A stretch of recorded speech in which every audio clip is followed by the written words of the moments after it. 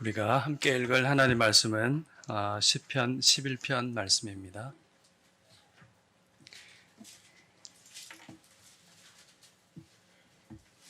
구약성경 시편 11편 말씀입니다.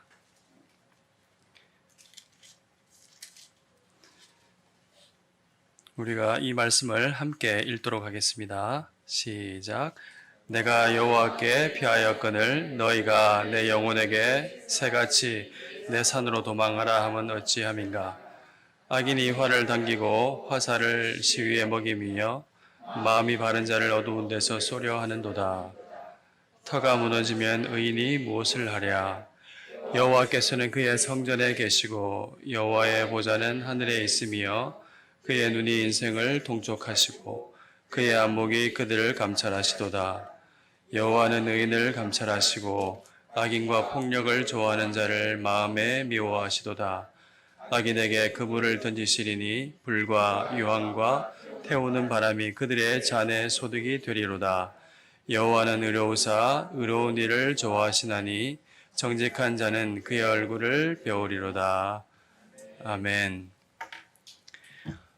수요일 이 시간에 예배를 사모하고 또 기도하기를 힘쓰는 교우 여러분들 만나게 되어서 진심으로 감사합니다.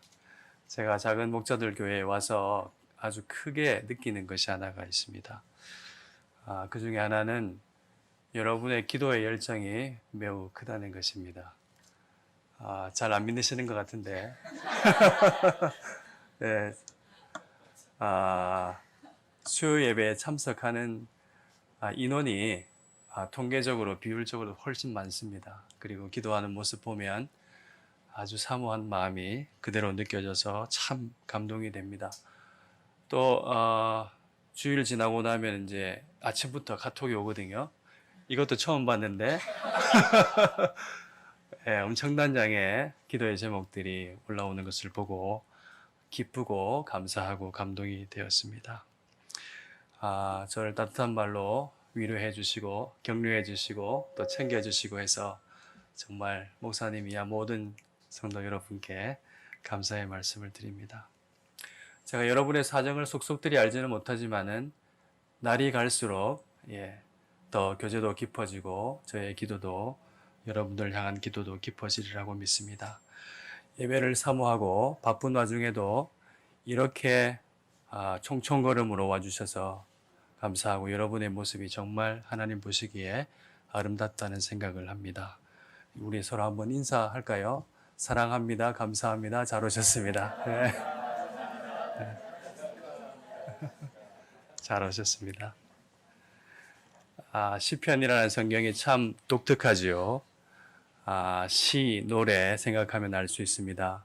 사람이 언제 시와 노래를 부르고 짓습니까? 삶의 형편 가운데 인생의 희노애락 가운데서 노래하고 싶을 때 또 시를 쓰고 싶을 때 진실한 순간이 있지요.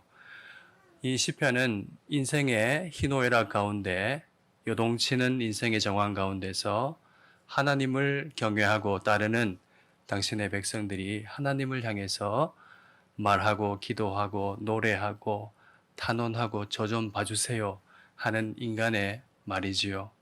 그런데 하나님께서는 신실하시고 자기 백성을 뜨겁게 사랑하시기 때문에 그런 말을 하나도 놓치지 아니하시고 다 들으십니다.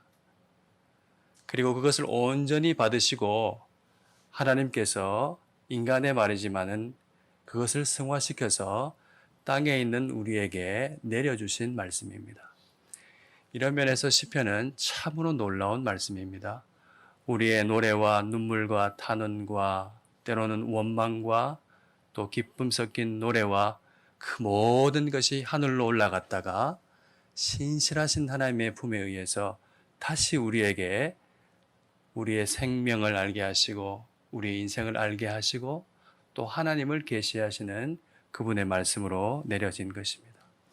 수천 년 전에 지어진 이 시편이지만은 우리가 이 말씀을 성령 안에서 대할 때마다 하나님께서 우리에게 우리의 정황 가운데 함께 계시고 우리의 형편을 알고 계시고 우리의 기도를 들으시면서 함께 하시는 그 은혜와 사랑을 고백을 통해서 발견할 수가 있습니다. 오늘 우리가 읽은 본문 어떤 형편과 고백이 들어있을까? 오늘 본문의 말씀으로 우리의 마음이 새롭게 되기를 원합니다. 오늘 표지에 보시는 대로 다윗의 시라고 되어 있습니다. 잘 읽어보시니까 다윗이 지금 위기에 처해 있습니다. 대적이 매우 가까이 와서 어두운 데 숨어서 다윗의 생명을 노리고 있습니다. 마치 사냥감이 된 듯한 것이죠. 새처럼 황급히 도망가야 하는 신세입니다. 여러분, 그 두려움과 공포가 얼마나 컸을까요? 상상이 잘 안 되시죠? 정말 컸습니다. 결국은 다윗은 하나님께로 피했습니다.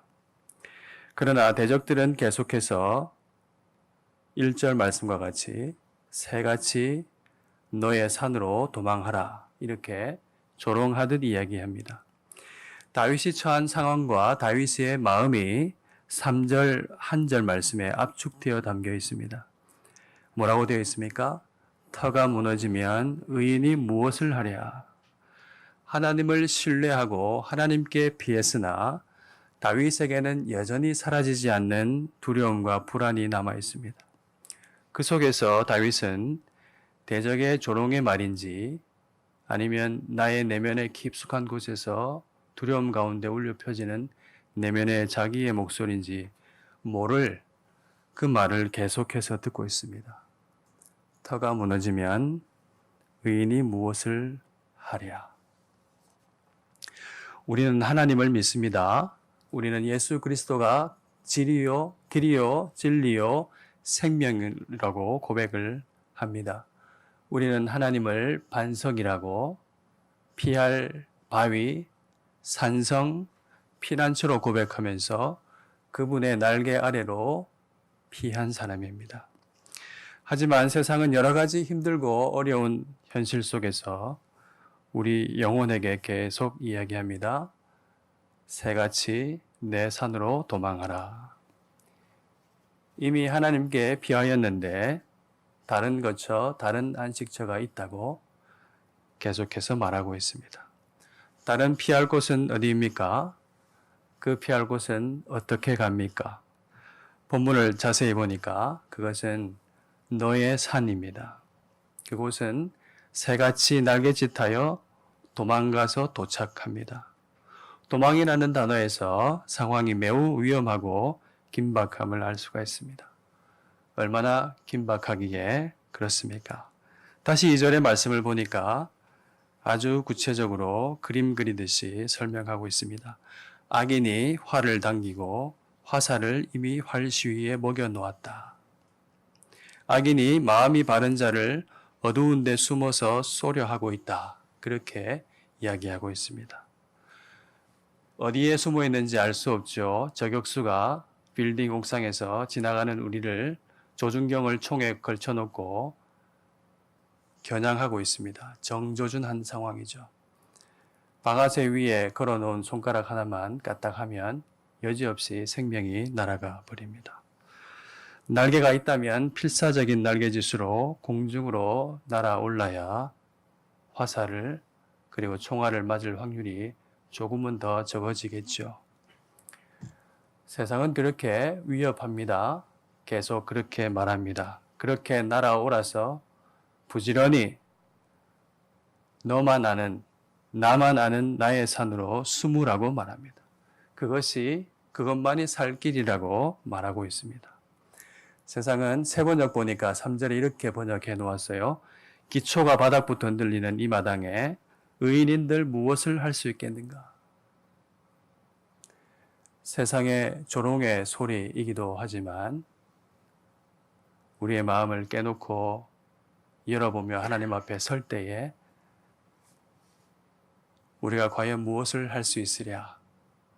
그런 말을 하기가 쉽습니다. 기초가 파괴되었는데 의인이 무엇을 할 수 있느냐 말합니다. 무슨 말입니까? 기초가 파괴되었거나 아예 없다면 아무것도 설 수가 없습니다. 땅이라는 기초가 없으면 우리가 앉아있는 이 건물도 설 수 없죠. 우리가 땅을 딛고 설 수도 없습니다. 사도 바울은 우리가 하나님을 힘입어 살며 기동하며 존재하느니라 그렇게 말씀했습니다. 하나님께서 우리의 근본이시고 모든 것의 기초라고 선언하고 있는 것이죠. 세상은 쉴 새 없이 우리 영혼에게 손짓하며 이렇게 말합니다. 내가 보기에 하나님은 없는 것 같은데, 있다 해도 아무 힘도 없는 것 같은데, 하나님이 만약 계시다면 이럴 수 있는가? 그렇게 이야기하죠. 그리고 이렇게 덧붙이며 말합니다. 그 위에서 너는 안녕하냐? 너는 도대체 무엇을 하고 있느냐? 그렇게 말하고 있습니다. 지금 세상은 세상에 절대적인 것은 없다고 말을 하고 있습니다. 그것이 아주 큰 트렌드입니다. 그저 다름이 있을 뿐입니다. 무엇이 선이며 무엇이 악인지를 구별하는 것이 문제라고 말을 합니다. 그 기준을 치워버리면은 구별할 필요가 없어지죠. 기준만 치워버리면 구별할 필요도 없고, 그리고 모두가 옳다고 인정함을 받을 수 있다고 말을 합니다. 여기에서 가장 문제가 되고 눈의 가시처럼 여겨지는 것이 그런 존재가 하나님입니다. 내가 곧 그 길이요 그 진리요 그 생명이니 나로 말미암지 않고는 아버지께로 올 자가 없느니라. 이 말씀은 세상이 가장 혐오하는 말씀입니다. 세상에 터는 무너지고 없습니다. 그리고 아무것도 없는 그 무질서한 터가 없는 그 형편에 다시금 견고하게 세워진 터가 있는데 그것은 바로 자기 자신이라는 터입니다. 그래서 바삐 날개짓하면서 날아가야 하고 거해야 할 곳은 나의 산 밖에 남지 않지요. 기초가 단단히 견고하게 다져졌을 때 산이 높아지겠죠. 그것은 아무도 알 수 없고 나만 아는 견고한 산꼭대기 어느 곳입니다. 오늘 본문은 저와 여러분에게 묻습니다. 우리의 터는 어디인가? 세상 속에서 우리는 도망할 나의 산을 숨겨두고 있지는 않은가? 우리는 하나님이라는 터 위에 뿌리를 내리고 든든히 거하고 있는가? 하나님을 진정으로 신뢰하는가? 다윗은 넘습하는 절망감과 두려움, 무력감 속에서 하나님을 바라봅니다. 여러분, 이때를 잘 기억해야 합니다. 가장 10년 우리 목사님께서 학교에서 강의하실 때 아주 자주 쓰시는 말이 있습니다. 가장 그 깊은 심연을 거꾸로 세우면 가장 높은 절정이 됩니다. 은혜 받을 때요, 하나님을 만날 때입니다. 두려움에 떨지 말고 우리의 터요, 우리의 모든 것이 되신 하나님을 바라보아야 할 때입니다. 그런 다윗은 이내 확신에 차오르는 그 마음속에서 진리를 고백합니다. 4절부터의 말씀이죠. 여호와께서는 그의 성전에 계시고 여호와의 보좌는 하늘에 있으며. 무슨 말씀입니까? 하나님께서 우리와 함께 계십니다. 하늘의 보좌는 하나님의 권능과 어디든지 계시는 하나님의 능력을 말하는 것이죠. 하늘에 있는 하나님의 보좌를 바라봐야 합니다. 하나님께서 인생을 꿰뚫어 보신다고 말씀하고 있습니다. 아무도 그분 앞에서 피할 수 없다고 말씀합니다. 의로운 눈으로, 불꽃 같은 눈으로 인생을 감찰하신다고 말씀합니다. 절대적인 눈으로 그 눈을 가지시고 하나님께서 그렇게 보고 계실 때 가장 비참한 인간은 어떤 사람입니까? 터가 무너졌다고 믿던 악인들입니다. 하나님은 의인을 감찰하시고 악인과 폭력을 좋아하는 자를 마음에 미워하십니다. 5절 말씀이죠. 그리고 그 뒤에 6절 말씀을 보시면은 악인에게는 반드시 걸릴 수밖에 없는 그물을 던지신다 하셨습니다. 아무도 피할 자가 없습니다. 완전한 정의로 심판하십니다. 불과 유황과 태우는 바람이 최후의 그들의 몫이 될 것이다. 그들은 분주하게 자기 소득을 위해서, 유익을 위해서, 자기의 안정과 기쁨과 즐거움을 위해서 새처럼 날아오고 자기 산에 거하고 있지만, 그리고 터가 무너졌다 자랑차게 떠벌리며 웃고 있지만, 그들이 거둘 수 있는 것은 아무것도 없다. 태우는 바람이 최후의 그들의 몫이라고 성경은 말씀하고 있습니다. 이렇게 하나님께서 심판하실 수밖에 없는 이유, 반드시 심판하시는 이유는 하나님께서 절대적으로 의로우시기 때문입니다. 성도 여러분, 하나님은 의로우십니다. 하나님은 살아계시고 역사하고 계십니다. 풀은 마르고 꽃은 시드나 하나님의 말씀은 영원하고 그의 영광은 무궁할 것입니다. 온 세상을 의로 다스리시는 주권의 하나님이십니다. 이 터는 결코 무너지지 않습니다. 우리가 영원히 거할 곳은 오직 하나님 품입니다. 하나님은 어디든지 계시며 우리와 함께 하십니다. 우리를 어떻게 사랑하셨는지 여러분 잘 아시죠? 지극히 사랑하시어 자기와 같은 아들을 우리에게 보내어 주셨습니다. 아들을 통하여 영생을 선물하시고 우리를 진정으로 위하고 계십니다. 영원한 피난처여 산성이신 하나님을 두고 나의 산으로 새처럼 날개짓하며 도망할 필요가 전혀 없습니다. 그것은 가장 어리석은 일이지요. 시편 139편 9절 10절 말씀이 있습니다. 내가 새벽 날개를 치며 바다 끝에 가서 거주할지라도 거기서도 주의 손이 나를 인도하시며 주의 오른손이 나를 붙드시리이다. 여기에도 묘하게 날개가 나와요. 앞에 날개는 자기 나름대로의 날개지만은 뒤에 있는 날개는 고난을 당하고 어려움을 당하고 그래서 도망할 수밖에 없는 그런 처지에 하나님이 없는 것 같은 그 끝에 이를지라도 하나님께서 거기도 계시고 주의 손이 나를 인도하시며 주의 오른손이 나를 붙드신다는 고백입니다. 하나님은 생명의 반석이신 예수 그리스도의 터 위에 우리를 세우셨습니다. 진리의 터 위에 교회를 세우셨습니다.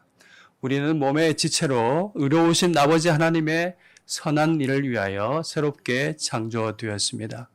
죄악에 한없이 이끌릴 수밖에 없었던 우리의 마음을 새롭게 하셨습니다. 우리의 마음을 바르게 하셨습니다. 의로우신 하나님의 터 위에서 살아가는 우리의 삶은 결코 헛되지 않습니다. 불안할 필요가 없습니다. 그리스도께서 우리를 위하여 부활하신 것처럼 우리는 믿음으로 죽어도 다시 사는 권세를 얻었기 때문에 죽는다 할지라도 복된 것입니다. 이것이 우리의 믿음이 되어야 될 줄로 믿습니다. 그러므로 내 사랑하는 형제들아 견실하며 흔들리지 말고 항상 주의 일에 더욱 힘쓰는 자들이 되라.